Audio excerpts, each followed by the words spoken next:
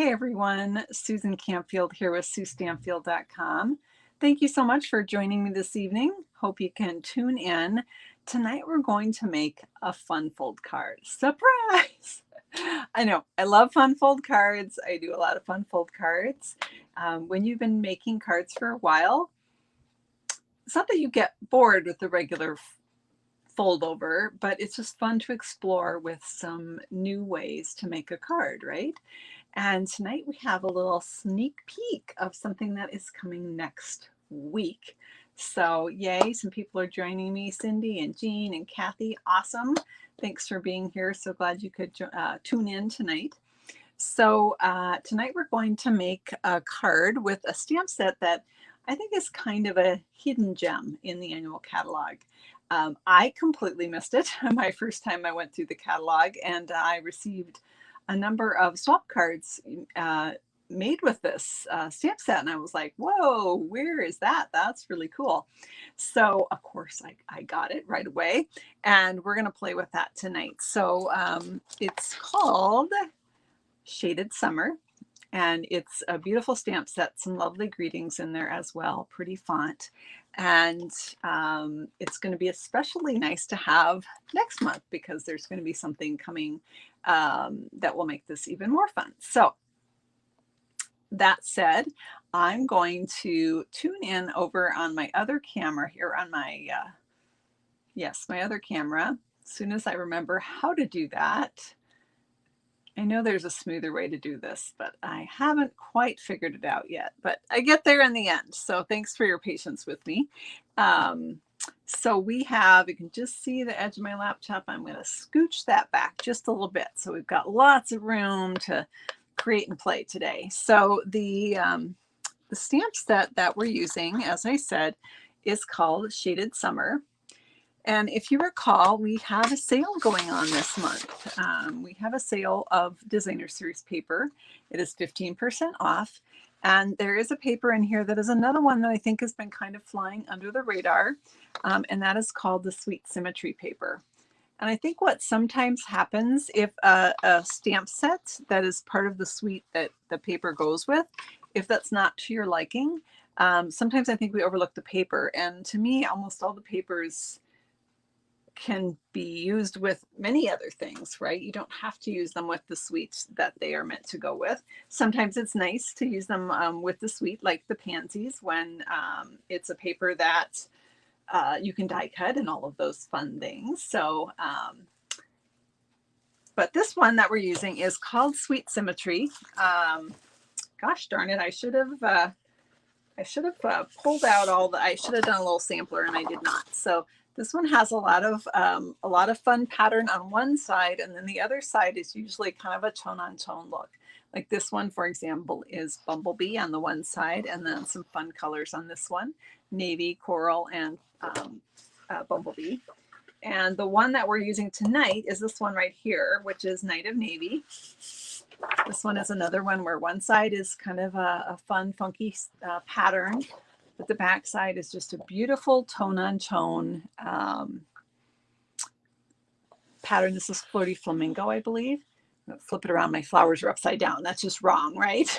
I'll admit I prefer with this one, I prefer the subtler pattern for most of the things I've used it for. I love a tone-on-tone. I'm a sucker for a tone-on-tone, and this one is my favorite. So this is Night of Navy, and it's kind of the lighter version of Night of Navy is the Midnight Muse. And so this goes actually well with both of them. In fact, the card we're making tonight, we're going to do it in Night of Navy, but I've also done it in Midnight Muse. So it'll be fun to take a look at that when I'm done. I'll show you the other version. I guess I could show you the other side, but we're not going to use it because I love the navy side. Navy's one of my favorite colors for cards. I love navy and white. I posted here a while ago about when it was 4th of July, we talked about our favorite Stampin' Up! Red and our favorite Stampin' Up! Blue. And yeah, I'm totally on Team Night of Navy and Team Misty Moonlight. Did I call it Midnight Muse again? Because We had an ink color a while back that was called Midnight Muse, and my brain does not accept Misty Moonlight. It keeps, it's a double M and it keeps saying the other one. So I apologize if I did that. Misty Moonlight was what I meant to say. So this is one of the other patterns in the paper. All right, let's go ahead and, oh, there's one more I should show you. This one is awfully pretty. This is the one side, which is really fun. And I use that in small pieces. And then the back side is again a tone on tone, and this one is in just jade. So again, we're going to use this pattern right here. I'm going to set this all aside. Oh my gosh, you guys, I cleaned my stamp room. I was getting ready for something and had to, I was doing a lot of listening, and I had need to do something with my hands while I was doing all of that. And I'm almost done. I'm like, I don't think it's looked this good in years. So it won't last. It'll last a week, maybe. I give it a week. All right. So Shaded Summer, let's bring in our paper, and we're going to talk about our fun fold. And one of my team members had just posted some cards that she had created with this. And she's watching tonight. Kathy, did you posted in Demo Planning Place? I don't know if you posted in our group as well. You were doing some cards with the Sweet Symmetry. And the layout used was one I had done a long time ago. I thought, oh, I've been wanting to do that one again. So thank you. You inspired me. You don't even know that you did, but you did. So as demonstrators, we have a wonderful, wait, I don't want that yet. I was going to put my die cutting machine, and I'm not ready for that. We have a wonderful resource called Demonstrator Planning Place, where people post on Facebook, and they post cards that they made and the reason for making the cards. Sometimes it's just for a friend, sometimes it's for an event, and so it's really a great resource. Night of Navy ink pad, as we discussed, and then I have the big image in the stamp set, and I'm going to ink that up in Night of Navy. This is the part where I stand up because I can get better pressure if I'm standing up, and I tend to stamp a lot straighter too. Not that this one matters about straightness, but I can get better pressure and a better image if I'm standing up. So there we have our flower stamped. And I need to leave that open because I'm going to do a greeting as well. So my ink pad, I can tell it needs a little bit of re-inking. Can you see how, let's see if I can hold it up here to the camera. See how it's a little, it's not solid there as I would like. That, to me, that's telling me that my ink pad is not juicy enough and I need to re-ink it. So I'm just going to show you quickly. I mean, it's going to be okay for me for now, but I'm going to show you, first of all, how to re-ink your ink pad. This is the foam pads. And I'm also going to show you how to fix that if you're super picky like me and you're not happy with it. So I am just squeezing on some Night of Navy ink refill. When I buy an ink pad, I always like to pick up the ink refill. That way I know I'll have it whenever I need it. And if I get a little dog hair in here, I'm trying to, I have whippets and they have these little tiny hairs that get everywhere. With these newer pads, they're really great for inking up solid stamps, but you do, you go through more ink then because of all of the ink that you're sucking into that stamp. So you can see it already, speaking of sucking in, it was thirsty. Boy, that's already gone, but it will only have inked where I drew those lines. I want it everywhere. So I'm going to use this pen like I'm frosting a cake. And I'm just going to kind of massage that ink into the pad and just even it out so that it's not all in one blobby area. And then I take a paper towel and wipe off my pen. Paper towel, pen. You can use anything flat. I mistakenly once used a bone folder. Guess what? They are made out of actual bone, and so they absorb the ink and you will never get that out again. So FYI on that. So that should be fixed for next time and the other stamping we do tonight. But what about this image that I already stamped? How can we fix that? What I usually do when it's just a little bit like this is I grab a blender pen and I'll just pick up a little ink from the back edge here of my ink pad And I'll just kind of go in, and you can even work with the ink that's already there. And I'm just sort of dabbing in those kind of areas that weren't so solid, just filling them in a bit. This is clear fluid in this pen, so it actually will pick up the ink that's already on my paper and fill in as well. So now my super, super picky side can say, oh, good, that's nice and filled in. So just a little bit of ways to, you know, you're always going to make mistakes, right? That's how people know it's handmade, right? If it's too perfect, they're going to think you bought it in the store. But if you want it to be, you know, as nice as you can get it, that's just a little way that you can kind of fix little boo-boos like that. While I have my ink pad out here, I'm going to do a couple more little stamps. So in this stamp set, we have some great greetings. I'm going to put a greeting on the outside of my card. I don't know what I'm using this for, so I'm going to use Hello You. It could be Hello You, and then inside say Happy Birthday. Hello You. Love you, friend. Hello You. Thank you. You get the idea. This way it'll be kind of ready to go for whatever event I need it for. And I apologize. I normally go live on Saturday mornings. Those of you that follow on my YouTube channel. I did not this Saturday. I was having internet problems. We kept losing our internet over several days. And so Saturday we had a technician come out, and I also bought a new Wi-Fi router. And that seems to have taken care of our problem. I'm going to stamp this piece. This will be going on the inside of my card, and I just want a partial image in the lower corner. I want to leave room to write a message or stamp a message, so I've just stamped that. You can see it did a better job here after re-inking. Need to trick my camera on focusing on it. There we go. After re-inking that, I got just a better image, right? Now I can close my ink pad. I'm really good at putting things in the ink pad that I don't want in the ink pad, so I like to close that. I'm not sure if I need my scrap paper or not, so I'm going to keep it close by.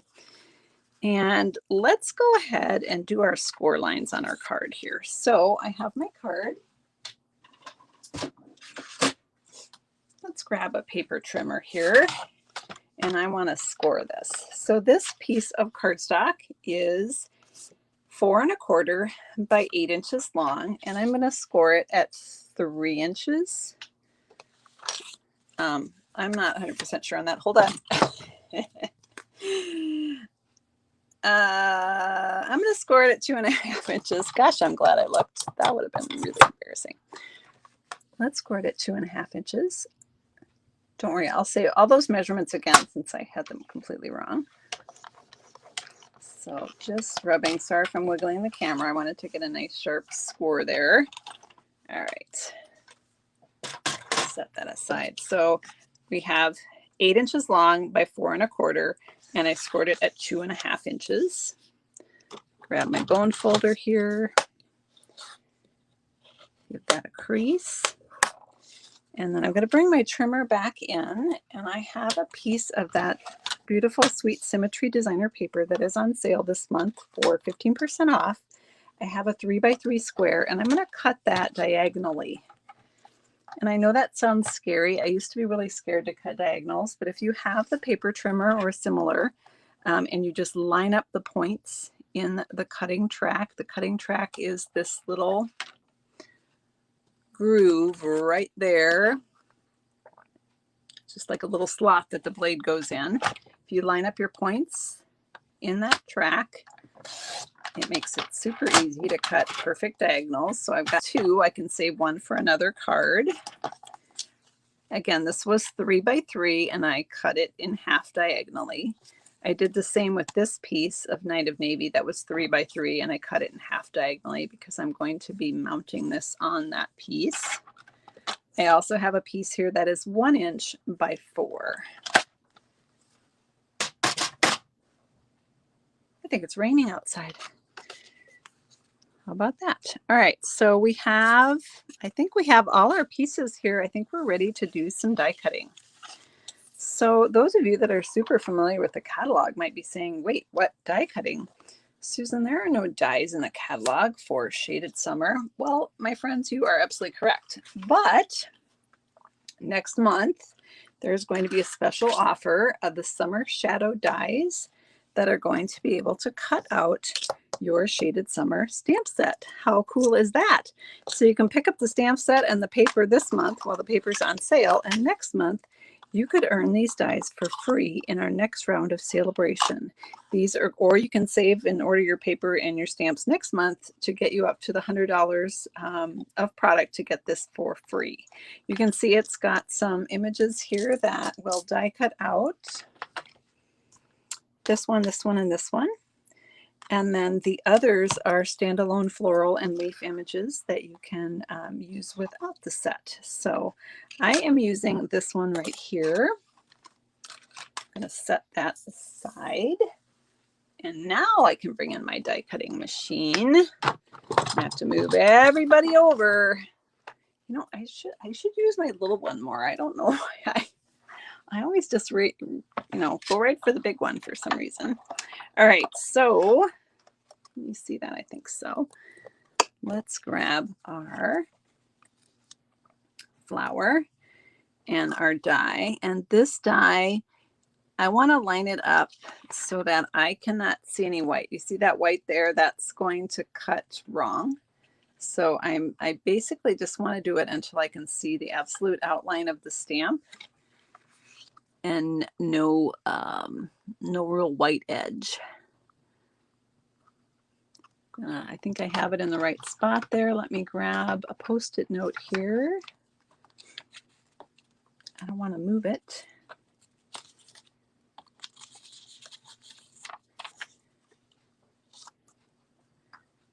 There we go. I think that's in the right spot. We'll find out soon. So I'm going to put my top plate on and send that through. I'm putting this rug gripper down because when I bring my die cutting machine over to the smooth surface, it just skids and slides all over the place. So I really find by putting this rug gripper down, it holds everything in place. All right, so we're going to put this on the floor. It is really raining now, so I hope my signal cooperates and we don't lose connection here. All right. So we've got our die cut flower there. This is our die. And let's bring in all our parts and pieces here. And I'll go over the sizes with you on these as I put the card together. We already talked about the size of our card base. And then this piece, I'm going to just adhere my designer paper onto this Night of Navy. You're not going to see that Night of Navy from the front, and you really aren't going to see the back. So you could actually, it wouldn't have to be a Night of Navy. You could actually do it in any color because it's exactly the same size. But this corner is going to have a job, and it might be a little too lightweight without adding some reinforcement on the back. So that's why I'm adding this cardstock right here. This is going to go right here. And my main image, my main square is going to tuck under that. I've always called this a corner tuck card. I don't know what the official name is, but that's what I call it. So we're going to take this piece and we're going to put some dimensionals on, but we're going to be really mindful of where we put those dimensionals because our piece needs to tuck under the long straight edge. So we're going to be putting our dimensionals in the three corners so that they don't interfere with that piece of paper coming in.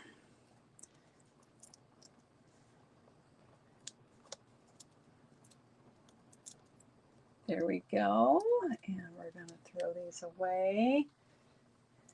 And let's put this right in the corner for our corner tuck fold here. All right, so I've raised it up. So now it's got a little space under there that I can easily slide that piece in. I'm going to go ahead and add my 1-inch piece of designer paper, 1x4 here on this outside edge.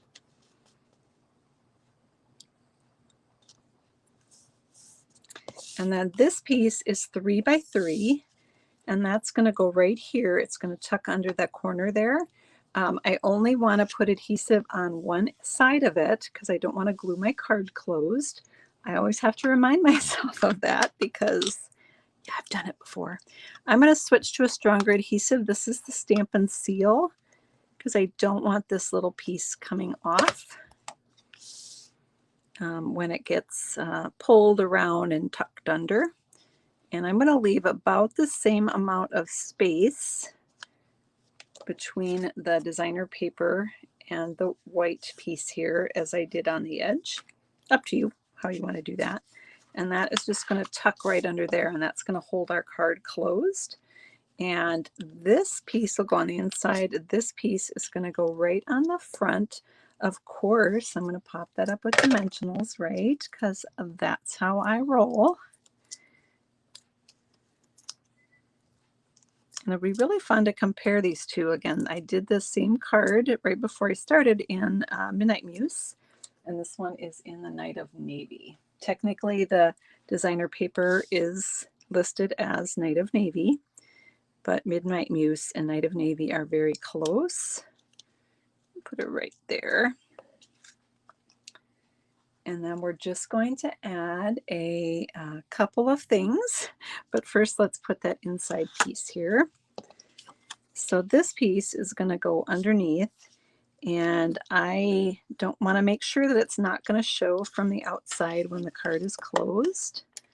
So I'm going to put my adhesive on it and tuck it in here. And before I stick it down, I'm going to hold it with my finger and just double check that I'm not too low and not too high. That looks pretty good. This piece is 2 3/4 by 2 3/4. And this piece again is 3 by 3. Okay, so that's for my inside message. And then we're going to just bling it up a little bit. Let me grab some bling here. So these are the Elegant Faceted Gems. I use these a ton. They came out, a long time ago when we had the peonies. I think they were part of the original peony suite of products. But they've stayed around because they're just one of those nice kind of, they work with so many things. So they come in clear, this kind of petal pink color, and the white. And I think, you know, either the clear or the white would work for this. I'm going to try the clear and see what that looks like. I always like to work in threes when I'm doing my bling. It's supposed to be a little more visually pleasing to work in odd numbers. So I've got those added there. And then I'm just going to add some ribbon.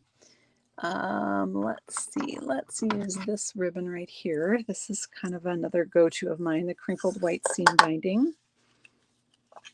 And I'm just going to take this, and I'm actually just going to do a knot. I'm not going to do a fancy bow or anything. I'm just going to keep it simple today. You sure could do a bow if you'd rather.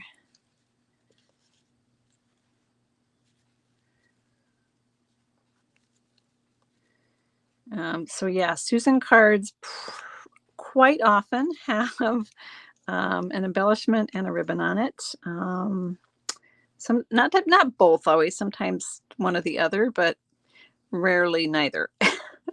Because I love my ribbon, I love my sparkles, so just is kind of the finishing touch for me on a card. So there we've got a ribbon. We're just going to trim the ends here, putting the ribbon back so I can try to keep my room clean here, since I've actually got it clean.